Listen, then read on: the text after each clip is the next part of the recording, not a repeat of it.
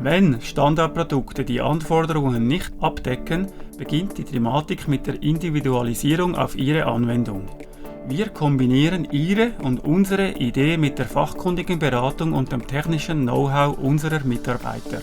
In der 360-Grad-Visualisierung skizzieren wir den Ansatz der neuen Lösung für Ihren Prozess.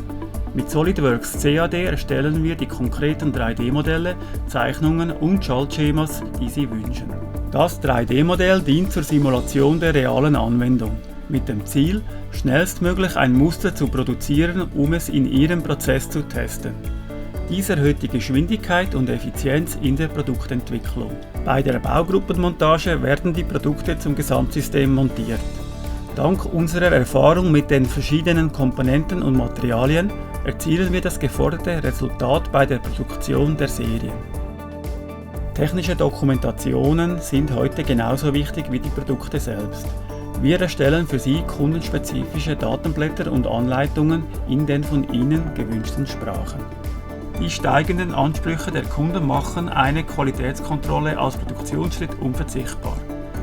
Mit dem Qualitätsmanagement überwachen wir unsere Prozesse. Die Verpackung können wir auf Ihre individuellen Wünsche anpassen.